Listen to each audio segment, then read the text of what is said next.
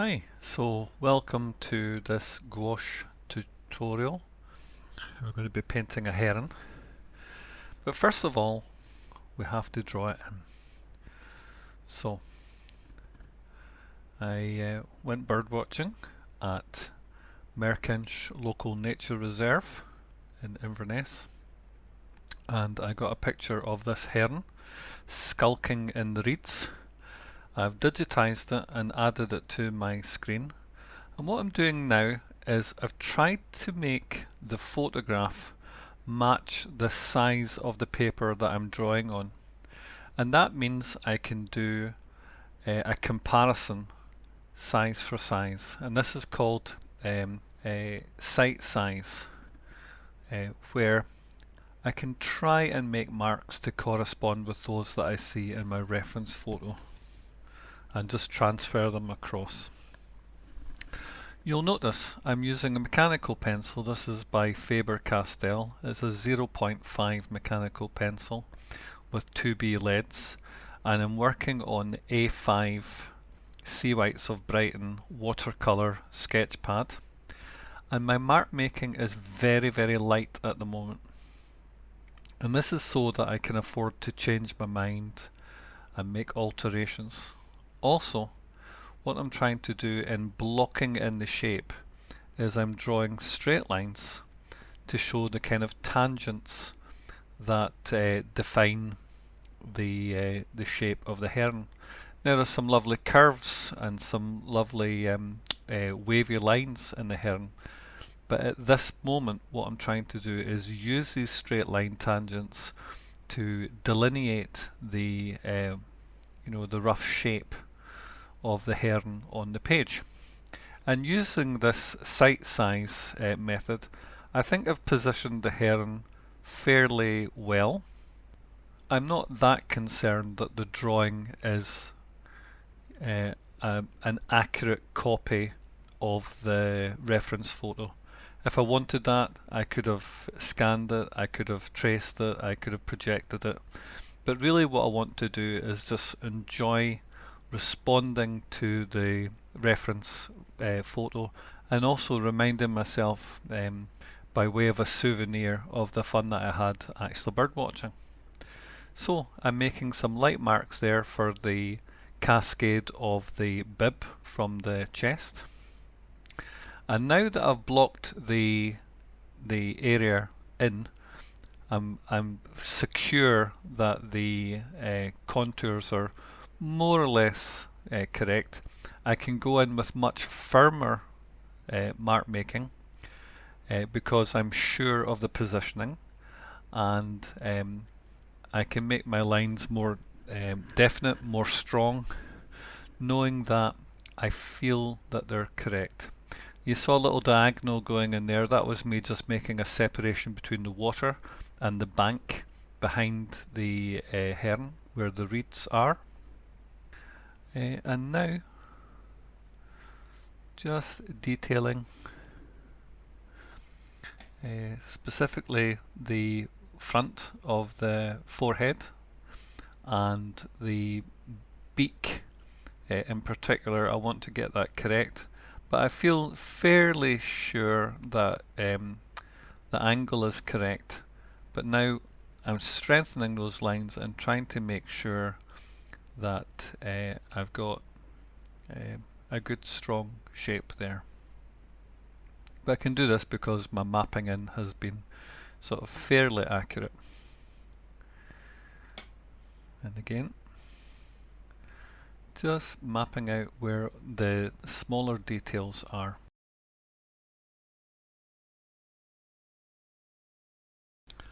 The next stage is to introduce some colour. And so I'm starting with the background, and I'm noticing that the reed bank is a tangled mess of complexity. So to simplify it to myself, I'm just looking for the large shapes, the large blocks of colour, and I'm scrubbing in various different amounts of the kind of earth colours that I've made largely orange browns, so primary red, primary yellow, desaturated with some of the brown that I've mixed before. And so if I see one area that's slightly more blue, introduce blue, slightly warmer, I can add red or yellow, like for instance this section here close to the beak. So now into some green, and picking up a little bit of the primary yellow as well. But it's desaturated, a desaturated green, so it doesn't matter to me that the colours that I'm using at the moment are not an exact copy of the colours that I see. All I'm interested in is, as an experiment to myself, is to work with mud colours to try and see if I can harmonise the colour palette that I use and try and get more realistic greens and colours that I see in the world around me. Here I've got a 3/4 inch flat brush and wetting the area which is the water that the heron's standing in, and when I introduce colour to it, you can see how the colour spills out and bleeds in different directions. This is when you apply wet paint to a wet surface, it kind of blurs and makes softer, more diffuse mark making, and we call this working wet and wet. So here I'm using a mixture of my brown, my desaturated green and some of the ivory black to create a dark. Now it's not as black and dark as it could be because there is still a reasonable ratio of water to pigment, so there's more water in it than pigment, which means that it's still fairly tea-like mix, like a weak tea. But I'm trying to scribble some of the colour that I'm using to show the outside form, you know, where the heron is, by colouring these dark patches behind the heron. It actually throws the positive form, the shape of the heron becomes more legible, more easy to read. Similarly here, when I'm scrubbing in the darks behind the heron's back and dragging some of the same colour into the wet area and allowing it to try and create the illusion of a reflection on the water. So some ivory black there, some of the blue to darken it a little bit further to show the shadows under the overhang of the bank there. And again, by doing the background dark, it throws the foreground figure of the heron forward and brings it through contrast into greater clarity.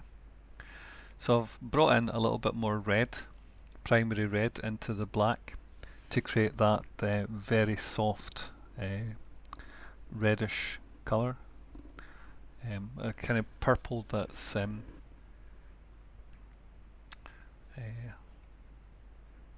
with a kind of red bias. To warm up some of the shadow on the underside of the bank, because it can't all be dark, and also create some visual interest for the viewer. And again, some of these colours. So now I'm looking at the smaller shapes. I started by blocking in large blocks of colour, and now what I'm trying to do is spot the smaller blocks of colour which create the background.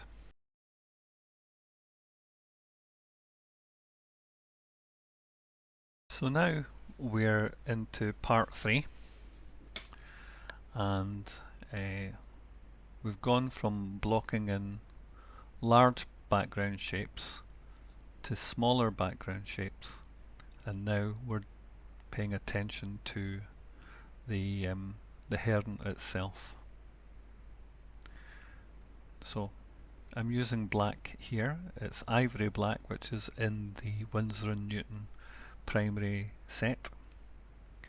I don't have any problems about using black ready-made black from a tube or a pot, because the pigments that are used in these paints are also found in things like Payne's grey, and a lot of artists have no problem using Payne's grey, but have a bit of a conscience about using black. And I think it was Renoir who said that black was the queen of colours, and so it's a personal choice, but I don't personally have a problem using black. And so what I've done is I've mapped out the collar. There's a kind of black detailing which is from the neck and runs down the side of the heron, and I've left a little bit of a gap there in the middle because I'm going to go back in with reasonably strong primary blue and kind of gradate that in so that the black there has a bit of a blue sheen upon it, and so that's just blocking that in at the moment.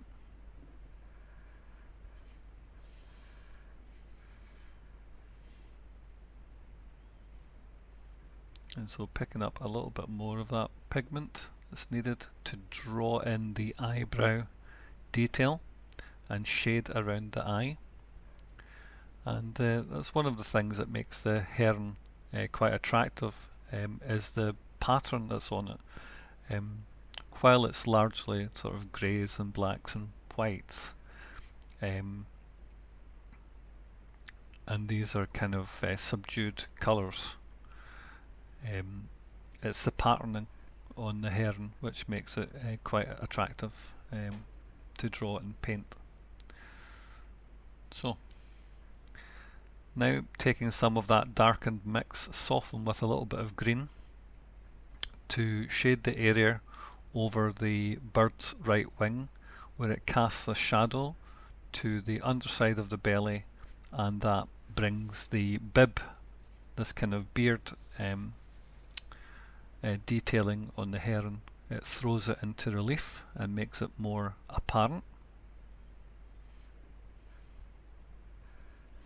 I can see now that my drawing, while close, I can see that there's details that are off, but it wasn't my ambition to, try and make an exact copy, but be inspired by the reference photo and also the memory of actually bird watching at that site. So here I'm making up some greys with ivory black, the zinc white, which is much softer than the titanium white, and a mix of a small addition of primary blue, because within the grey on that heron I can see a kind of blue cast, which I'm trying to approximate with the colours that I have at my disposal. And of course now I'm trying to just map out the cascade, which is one of the lovely details on the heron. So it has got lovely pattern, and it has got lovely cascades both in the beard and its bib, and also this lovely cascade on its back. So picking up a little bit more of that light coloured mix and introducing slightly more white, and create a separation between the upper back and the shoulder where the cascade is. So trying to make a little bit of a visual separation there.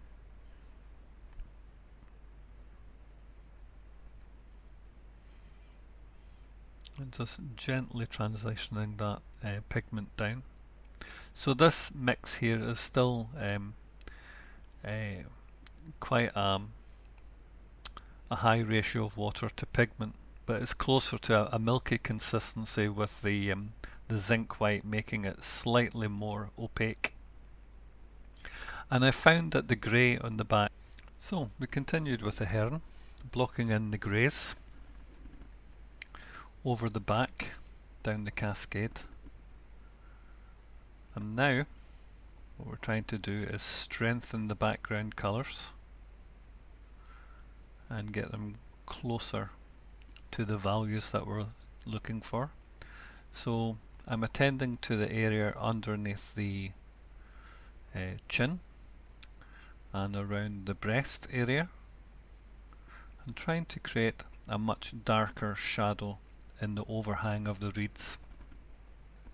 But to try and get some of the dense complexity, I'm trying to use ivory black with a mixture of the primary red in it to give it that kind of deep deep colour with a lovely kind of red cast to it, and reshape the heron and correct some of the drawing. But if I block in absolutely every area, then I leave no modulation, no variety or area. So I'm trying to apply these darks while letting the previous applications of paint show through. But I'm aware that the heron is a little bit lost, and so I have to create a little bit of a separation between the background and the foreground. And if I make the background darker, then I throw the lightness of the heron into relief. So there's a little bit of a shadow using the ivory black and the primary red under the heron to create a kind of shadow, a cast shadow on the water. But a stronger mix now is being used to suggest that there's other forms of reeds and grasses and such like, making the background very, very dense indeed.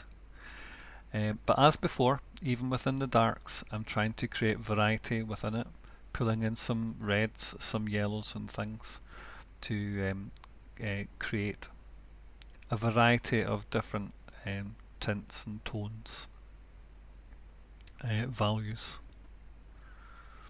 and also just to build up this illusion that there's this dense complexity going on behind the heron.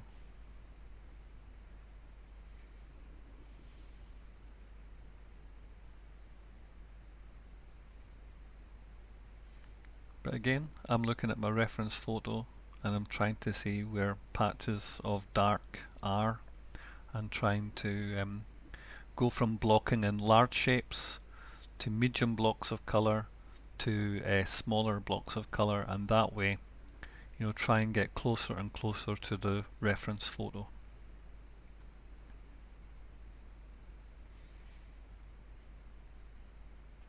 Back into the ivory black, pulling in more of that red, bringing in some of the green to desaturate the red, but also to strengthen the mix even further. And as you can see with that application, the white of the chest and underbelly of the heron really pops out against that background.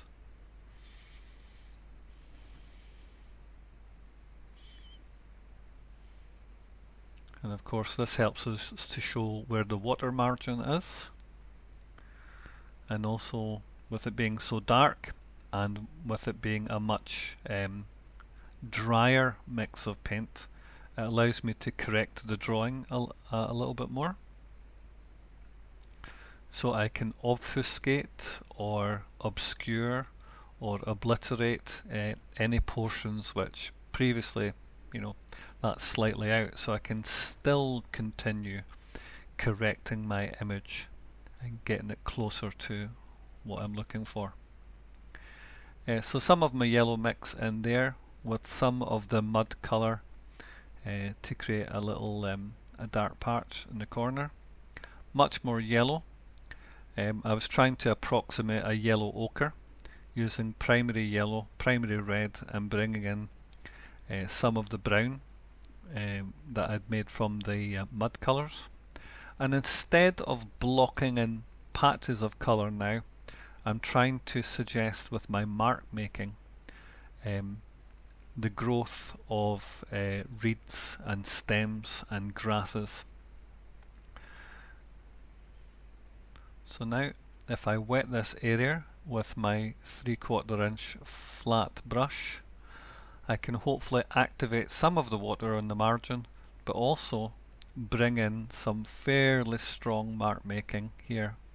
You have to be very brave.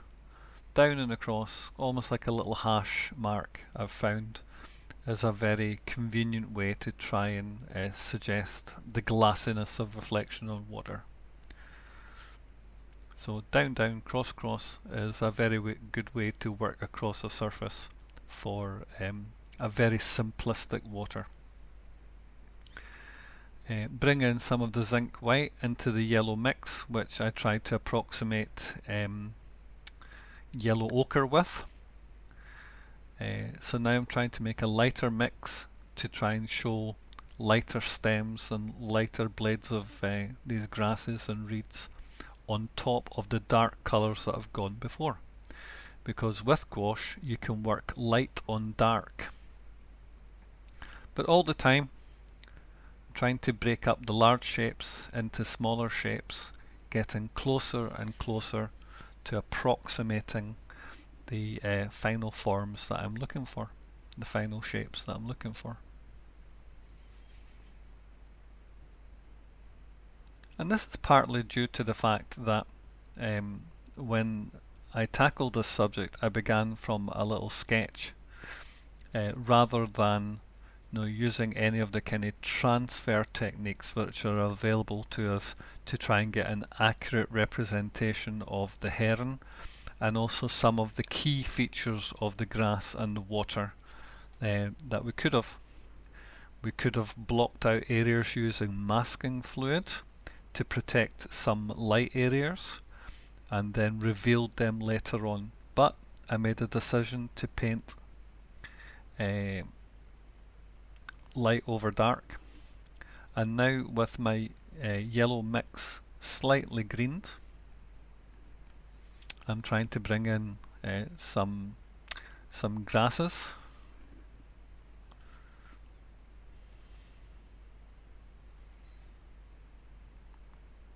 And that green is much more apparent when it's overlaid over the dark shadows that we've placed before. But the thing about working with these mud colours is subtlety. So, because if you look at nature, like all the grasses in the reed bank, they're not, the colour separations are not quite so distinct. There is a great deal of subtlety involved in them. And so with each pass, with each turn that I return to the area that I'm working on, I'm trying to colour mix them lighter and lighter and bring in some more of the details that I see. Like for instance that reed that I've just painted in over the heron's back. That could have been masked out with masking fluid very early on and then revealed much later. But I'm working with gouache, it's opaque watercolour, and so I'm attempting to layer these dark colours on top of light.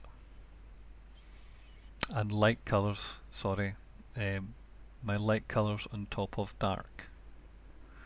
But there was a bit of blue to suggest that overhead there's a bit of sky being reflected in. I want to suggest something of the body of the heron, so I'm bringing in some of that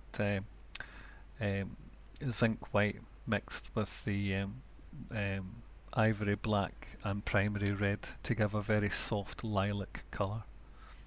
And I think that's okay, it kind of suggests that there's a bird form there.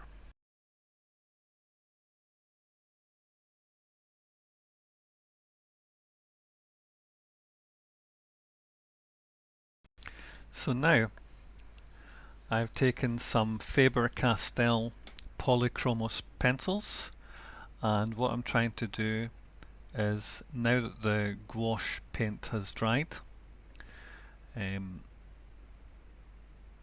trying to bring in some of the details just by drawing on top of these pencils. So they're actually a very good combination, the Faber-Castell Polychromos pencils.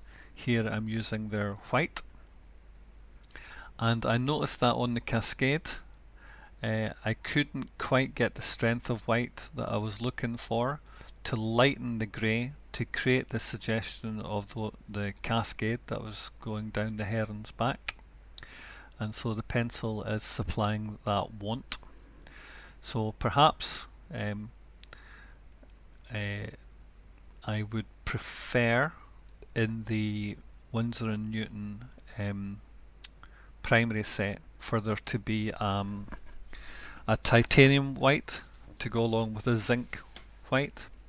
So here I'm going in with a warm mid-grey to delineate the form, to try and suggest some subtlety between the transitions of the shadow areas underneath the wings and underneath the breast onto the belly.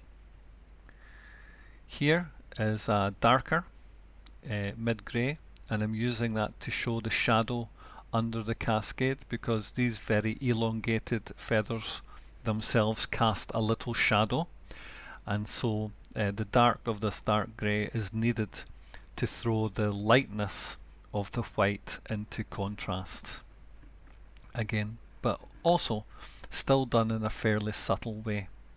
So those of us that are quite keen bird watchers, what's going on now is we're trying to delineate the cascade and the primary feathers and the secondary feathers and coverlets.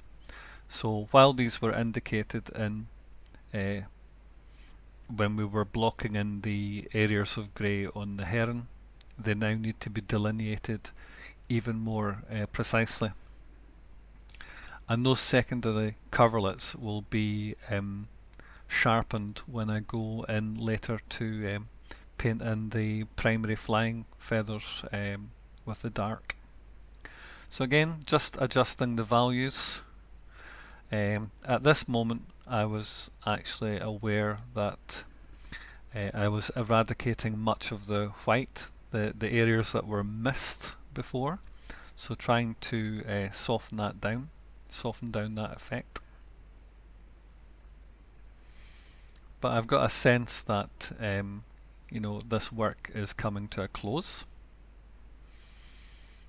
A little bit of pencil work was needed to shape the forehead onto the crown, and to make a separation between the background and the foreground there.